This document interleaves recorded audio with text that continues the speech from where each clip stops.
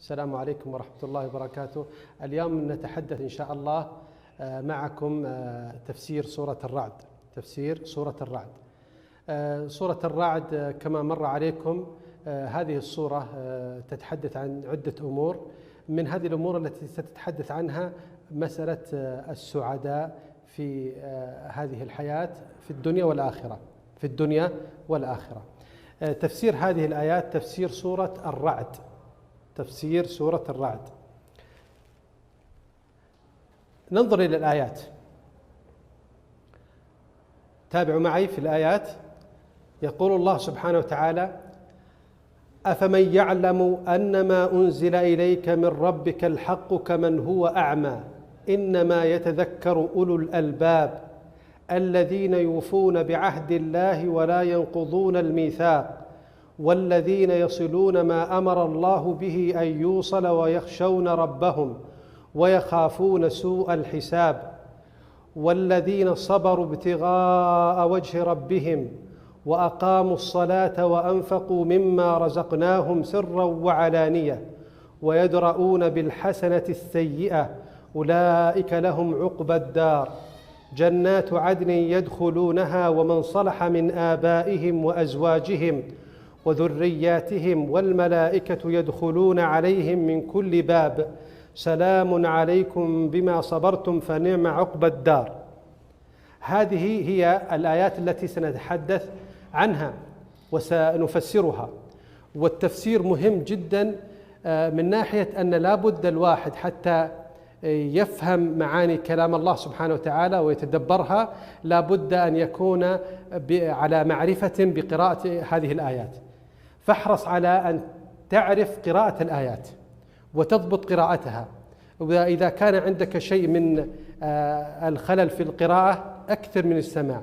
استمع لقارئ يقرأ الآيات فاستمع إلى مرة مرتين ثلاث حتى تكون على اطلاع وفهم واستيعاب للآيات، حتى إذا قرأت تفسيرها أو تابعت معنا في تفسيرها ستفهم الآيات أكثر.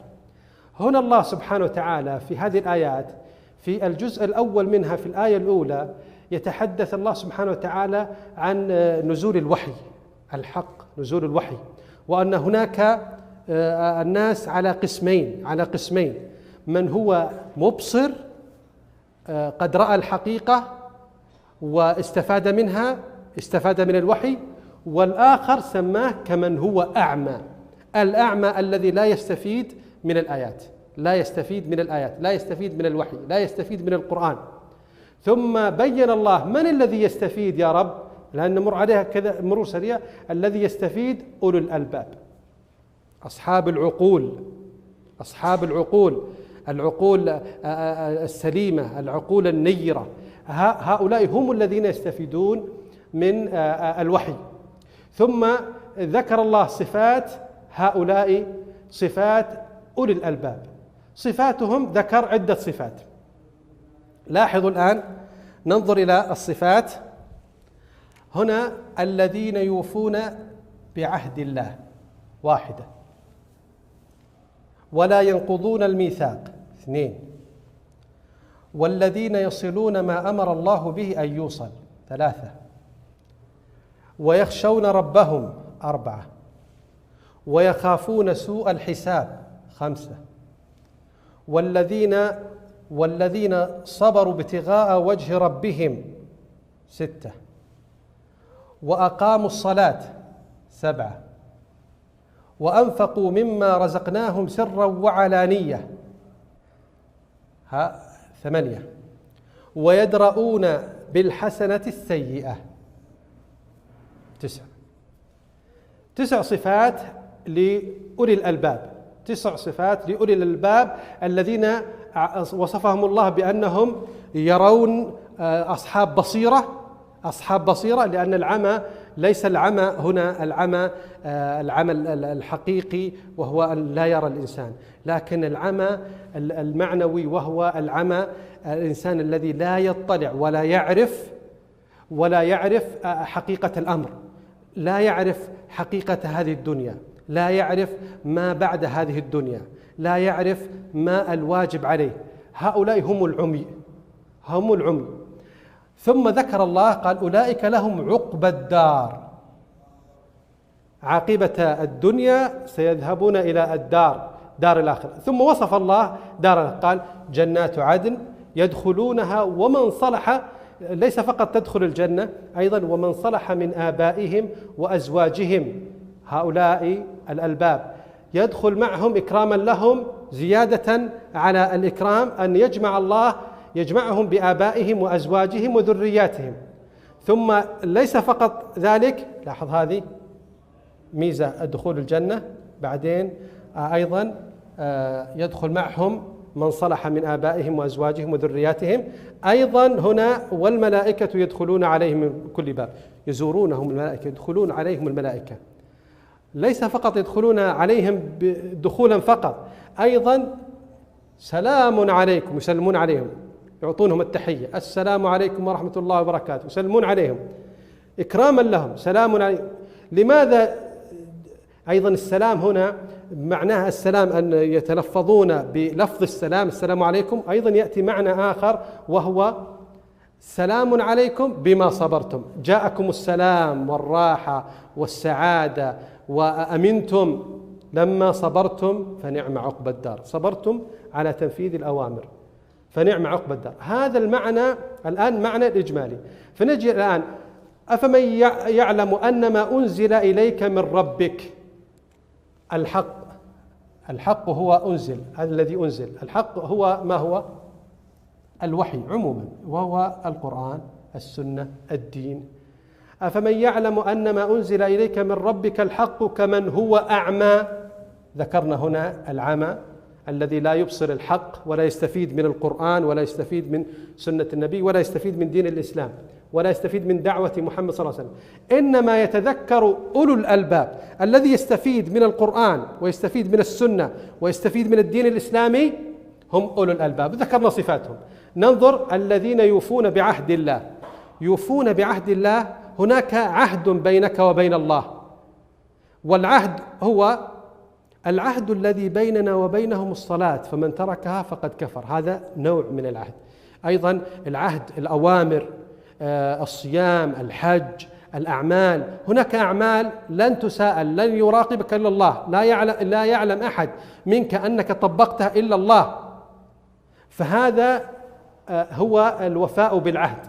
ولا ينقضون الميثاق، لا تنقض الميثاق، أنت بينك وبين الله ميثاق. مثل الآن جاء في سورة النساء سمى الله سبحانه وتعالى عقد الزوجية بالميثاق الغليظ، بالميثاق الغليظ، فلا ينقض هذا الميثاق. الميثاق العهود التي تكون بين الناس ويتواثقون فيما بينهم، ثم يأتي أحد ينقض ميثاق. هنا ذكر ميثاق، قال ما بينهم وبين الله من الإيمان، وما بينهم وبين العباد من عقود ومواثيق. فهذا من صفتهم العظيمة أنهم يوفون بعهد الله ولا ينقضون الميثاق. والذين يصلون ما أمر الله به أن يوصل. هناك أمور كثيرة أمر الله بها أن توصل ولا تقطع، توصل ولا تقطع. بر الوالدين، لا بد أن تصل والديك وتبر بهما، هذا من الوصل. أيضا صلة الرحم، أيضا صلة الصفوف، ضبط الصفوف وصلة الصفوف، هذه أشياء أمر الله سبحانه وتعالى أن توصل. ويخشون ربهم، يخافون الله، الخشية الخوف من الله سبحانه وتعالى، ويراقبون الله، ويخافون سوء الحساب، يخافون العذاب، يخافون القيامة. وتذكرون لما سمعتم دائما يتكلم عن التقوى أن تجعل بينك وبين عذاب الله وقاية، والوقاية هي امتثال الأوامر واجتناب النواهي. والذين صبروا ابتغاء وجه ربهم، صبرهم في تنفيذ الأوامر لمن؟ لله.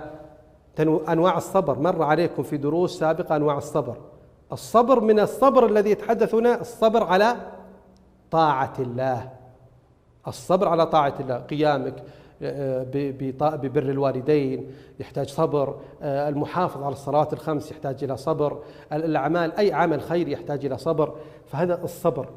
وصبرهم هذا ليس للناس وليس لأحد، إنما صبرهم لله. وأقاموا الصلاة، إقامة الصلاة ليس فعل الصلاة، إقامة الصلاة أن تقام على الوجه المشروع، الوجه المطلوب الذي طلبه الله، بركوعها وسجودها وجميع أركانها، تحافظ عليها بخشوعها. هذه هي إقامة الصلاة. وأنفقوا مما رزقناهم ينفقون، يخرجون مما رزقناهم. هناك الإنفاق إما أن يكون الإنفاق الواجب الزكاة، أو الإنفاق المستحب وهو الصدقات. وكذلك هناك إنفاق آخر، مثلا الإنفاق على الزوجات، إنفاق على الأولاد. وينفقون هنا ذكر الإنفاق وهو الإنفاق الخير في جوانب الخير، سرا وعلانية. سرا وعلانية يعني في السر والعلانية، في سرهم ينفقون وفي علانيتهم ينفقون. ويدرؤون بالحسنة السيئة، هذا خلق يحثنا الله على خلق عظيم. يدرؤون، هذه صفة أولي الألباب. يدرؤون يقابلون السوء بالإحسان، مقابلة المسيء بالإحسان. فإذا أساء إليك أحد قابله، هذه من صفة الذين يحبهم الله سبحانه وتعالى. يقابلون الأمر، أساء أحد يقابلون بالإحسان. قال أولئك لهم عقبى الدار. عقبى الدار ذكرناها، لاحظ هنا أي عاقبة الدنيا وهي الجنة.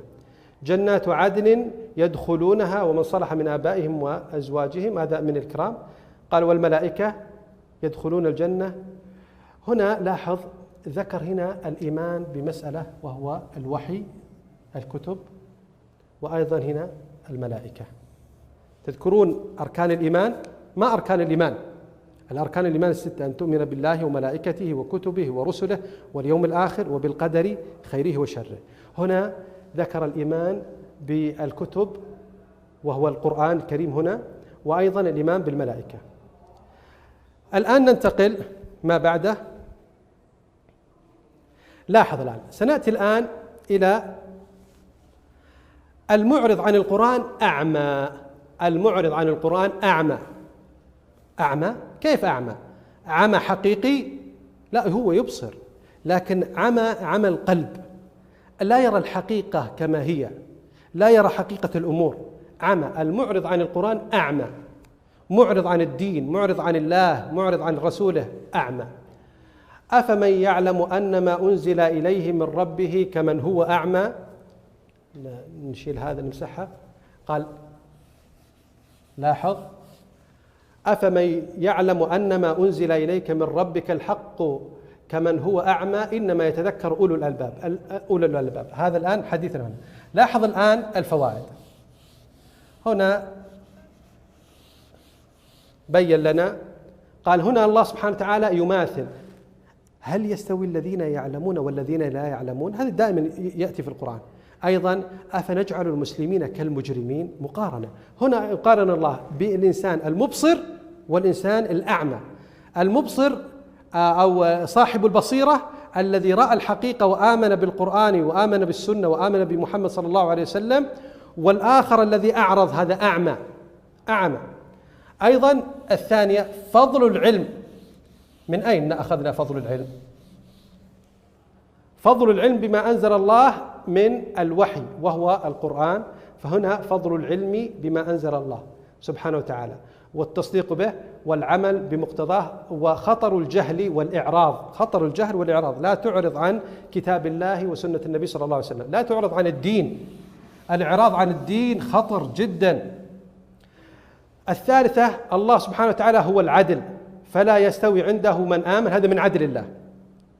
إنسان آمن وآمن بالرسل وآمن بالكتب وآمن بكل أوامر الله سبحانه وتعالى ونفذها، هل يستوي بإنسان فرط وضيع؟ لا يستوي. هذا من عدل الله.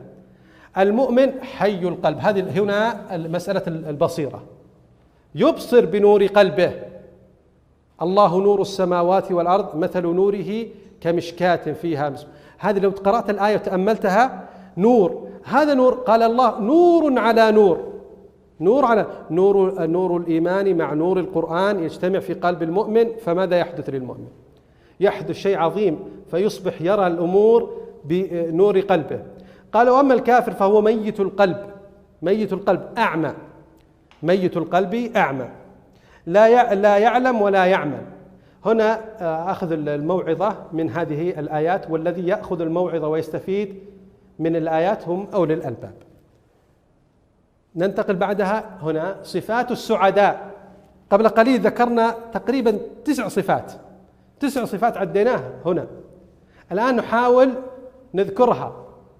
الصفة الأولى كانت أنهم يوفون بالعهد، وأيضا لا ينقضون الميثاق، أيضا يصلون ما أمر الله بأن يوصل، أيضا يخشون ربهم، أيضا الخوف من سوء العذاب الحساب، أيضا الصبر، أيضا إقامة الصلاة، أيضا أنفاق في سبيل الله، أيضا مقابلة السيئة بالحسنة. هذه ستأتينا الآن. لاحظ الآن الصفة الأولى الوفاء بالعهد، الصفة الأولى الوفاء بالعهد. الصفة الثانية عدم نقض المواثيق. الصفة الثالثة صلة ما أمر الله بصلته. ركزوا، إذا مشيتم بهذه الطريقة ستفهم الآيات ولا تنساها أبدا. الصفة بعدها خشية الله، خشية الله، هنا خشية الله. الصفة الأخرى الخوف من الحساب، الخوف من الحساب يوم القيامة والعذاب. الصبر في سبيل الله، الصبر في سبيل الله. أيضا إقامة الصلاة، تحت إقامة الصلاة.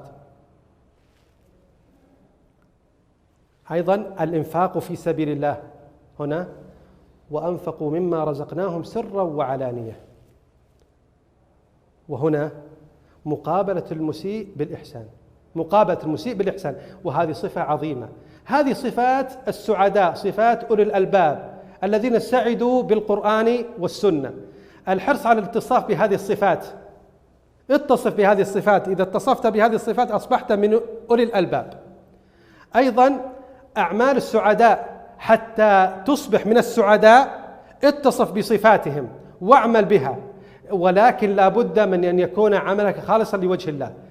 إذا وفيت بالعهد، إذا لم تنقض المواثيق، إذا وصلت ما أمر الله بأن يوصل، إذا خشيت الله، إذا خفت من الحساب، الصبر، صبرت في سبيل الله، الإنفاق في سبيل الله، إقامة الصلاة، مقابلة المسيء بالإحسان. هذه هي الصفات، صفات السعداء، صفات أولي الألباب. طيب، ننتقل الآن إلى الجزء الأخير من هذه الآيات، تكريم السعداء في الآخرة. كرم الله هؤلاء السعداء في الآخرة، فقال الله: جنات عدن يدخلونها ومن صلح من آبائهم وأزواجهم. ليس فقط يدخلون الجنة، كل الواحد يحب أن يجتمع مع أقاربه، ويجتمع مع أصحابه، ويجتمع مع زوجاته، ويجتمع مع ذريته، ويجتمع مع والديه أولا، فيحب هذا الشيء. فإكراما له في الجنة سيجتمع مع هؤلاء إذا كانوا من أهل الصلاح. وأيضا يدخلنا، يذكرنا بشيء في التوحيد مر عليكم، مسألة الشفاعة. يشفع المؤمنين لبعض، يشفع المؤمنين لبعض، هاي يدخل ضمنها. أيضا قال: والملائكة يدخلون عليهم من كل باب، من كل باب، من جميع أبواب المنازل التي يسكنونها في الجنة، يدخلون عليهم من هنا من هنا من هنا. ثم في دخولهم في جميع جهات البيت أيضا يسلمون عليهم. قلنا السلام قبل قليل، السلام أن يقول السلام عليكم ورحمة الله وبركاته، أيضا أن يقولوا لهم أنتم في طمأنينة وسلام وسعادة وراحة بعدما كنتم في الدنيا من تعب ومشقة. هنا السلام لأنها دار السلام، دار السلام هي الجنة. سلام عليكم بما صبرتم فنعم عقبى الدار. نعيم أهل الجنة أبدي لا يزول، أبدي، خلاص بعد هذا ما دخل الجنة لن يزول. أيضا قوله: ومن صلح من آبائهم وأزواجهم وذرياتهم، إشارة إلى أن الله يجمع بين السعداء وبين من صلح من آبائهم وأزواجهم. هذا ذكرنا قبل قليل بس تأكيدا لها. أيضا قال هنا: لتقر أعينهم بهم. وجوب الإيمان بالملائكة. قبل قليل ذكرنا هناك أمرين، ذكر من أركان الإيمان: الإيمان بالقرآن بالكتب، وهنا الإيمان بالملائكة. وجوب الإيمان بالملائكة، وأنهم خلق من خلق الله ينفذون أوامر الله سبحانه وتعالى، خلق من خلق الله ينفذون أوامر الله سبحانه وتعالى. فهؤلاء هم الملائكة، خلقهم الله من نور سبحانه وتعالى، ينفذونها والملائكة عدد خيالي كثير جدا، يأتي ويطوف حول بيت العزى الذي فوق بيت الكعبة 70,000 لا يرجعون ثاني مرة، كل يوم 70,000. انظر إلى العدد الهائل. قوله تعالى فنعم عقبى الدار تتضمن مدح ما أعطى الله السعداء من الجنة للترغيب والتشويق، تشويق من الله سبحانه وتعالى وترغيب. ننتقل الآن إلى موضوع الآيات، نحاول نكتشف موضوع الآيات. ما موضوع الآيات؟ موضوع الآيات قبل قليل تكلمنا عن الآيات ثم بينا الصورة العامة للآيات. تتوقعون ما موضوع الآيات؟ اقترحوا موضوع معين للآيات. قد أنا أضع موضوع معين، قد يكون موضوع الواحد منكم، هذا مجال مفتوح، موضوع مفتوح على حسب فهمك للآيات.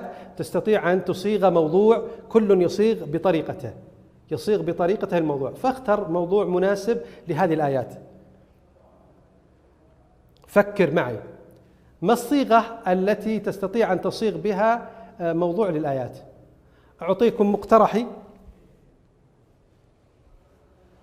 السعادة الحقيقية أو السعداء بالوحي.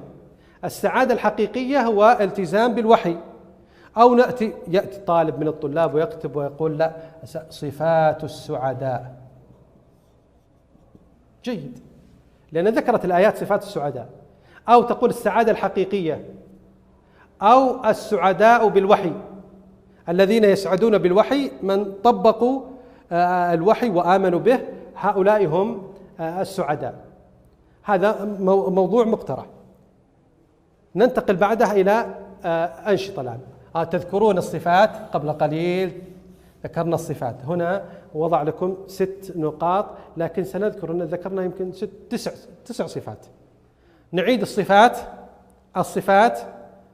تذكروا معي الصفات التي مرت علينا قبل قليل، 9 صفات مرت علي. تأمل، انظر للآيات، انظر للمقطع في كتابك، وحاول تستنبط الصفات التي تحدثنا عنها قبل قليل.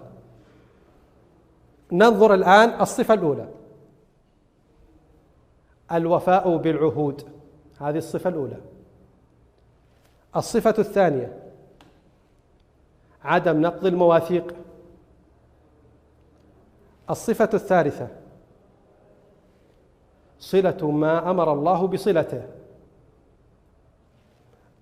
الصفة الرابعة: خشية الله. الآن أصبحت 4 صفات. كم بقي؟ ننظر الآن. الصفة الخامسة: الخوف من الحساب. أيضا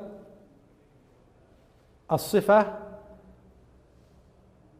السادسة: الصبر في سبيل الله. الصبر في سبيل الله. أنواع الصبر مر عليكم، أنواع الصبر: الصبر على طاعة الله، الصبر عن معصية الله، ترك المعصية، وأيضا الصبر على أقدار الله. هنا الصبر في سبيل الله.